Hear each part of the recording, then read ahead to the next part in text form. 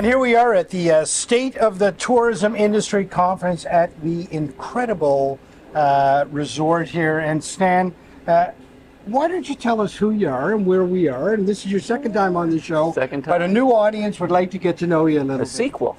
A sequel. It's either a victory lap or a mulligan. You take it whichever way you I'll want. take a mulligan. No, Stan Hartling, longtime developer in Turks and Caicos, came here very early days. I like to think that I incubated and brought a lot of Canadians this way, but who knows? That's just, but I think we had a good influence. And a developer of the Shore Club, which everybody's enjoying today, and is certainly a big passion project for us. I think we're very, very proud of what it is. Stan, the Shore Club is fantastic, and I mean, what a better place to host a conference like this than here. Conference focuses a lot around sustainability and innovation and things like that. Tell me how you're incorporating those type things into your business practice.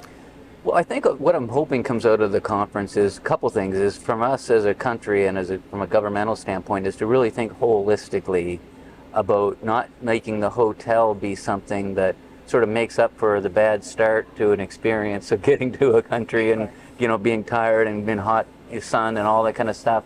That we really start thinking holistically about the journey from the time you land, really before you land even, to how you get to our hotel, what are you seeing on the way, and those are the kinds of things. Those are sort of the low-hanging fruit that I think as a country we can move on to the next level now. We owe it to ourselves to get on to the next level. We've really come so far in the 25 years that I've been here that it's amazing.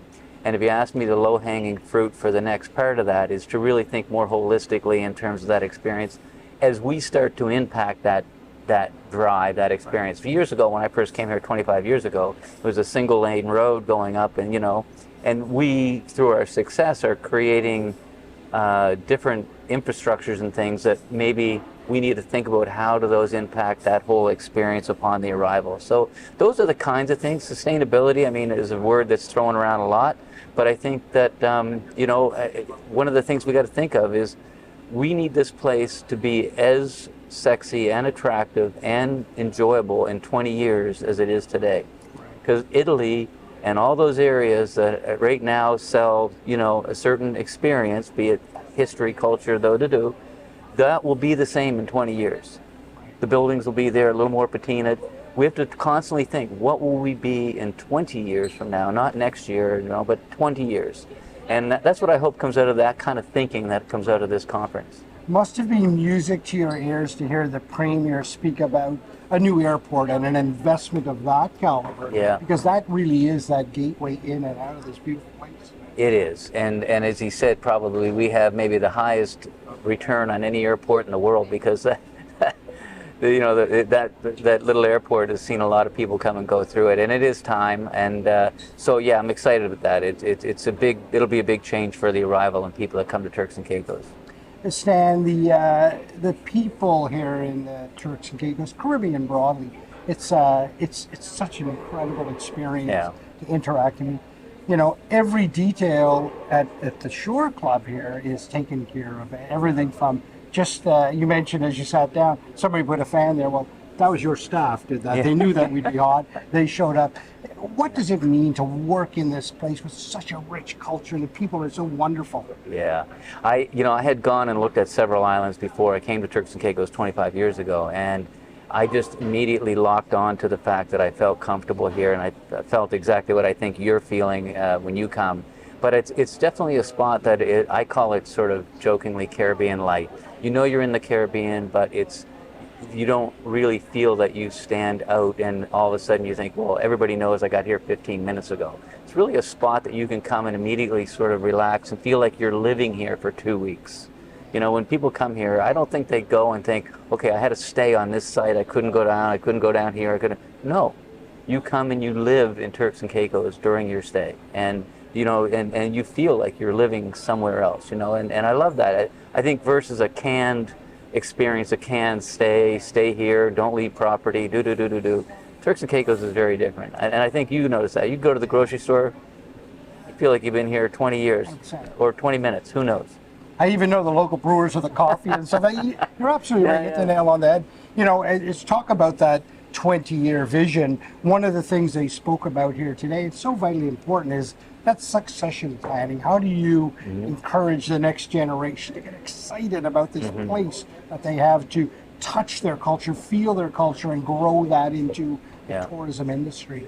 You're a big part of that, of course. 'Cause you're Well, I think you're hitting it right on the head, is because, look, there's the greatest thing about us is that we're small, and the worst thing about us is we're small, right? So the magnitude of influence happens very quickly. If somebody develops a bad habit in a small environment, it very quickly, percentage-wise, affects what the product is.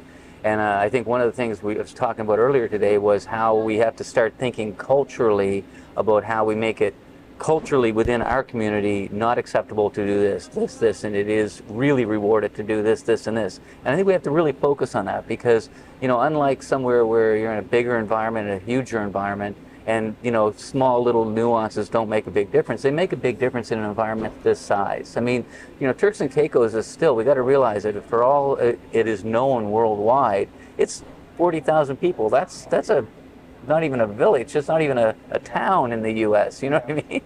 And so what town would have the notoriety? So we really need to think, look at ourselves under a microscope and say, one thing going off, or one bad habit, or whether that's sustainability issues and things like that, how we get rid of our solid waste, those are all going to start to multiply up for us, and we've really got to start waking up to it. Stan, you've been a big part of the tourism industry here for a lot of years.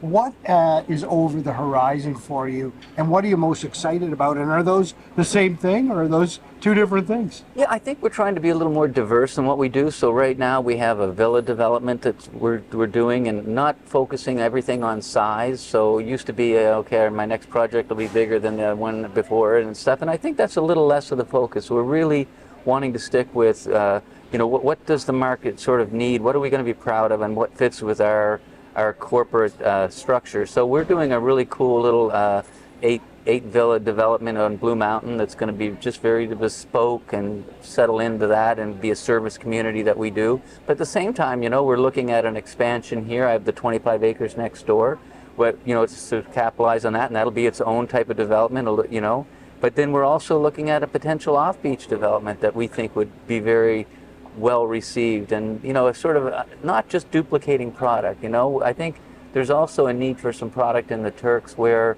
it isn't all about concierges and things like this, because every time we do this, it's great. I want us to stay on the low quantity, high quality spectrum, and I think that's where we belong.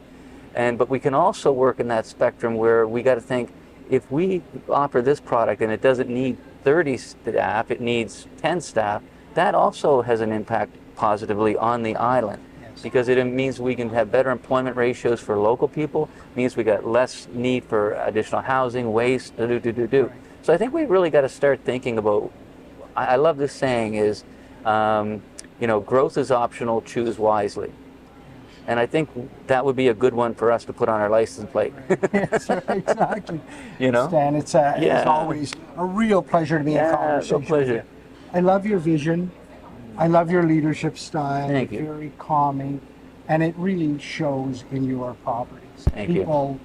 You can tell it's a good place here. And oftentimes, you walk into a setting, you're in a good place. Yeah. That's right here at the shore. That's awesome. Well done. Thank you, sir. Thank you. Great to see you. You too.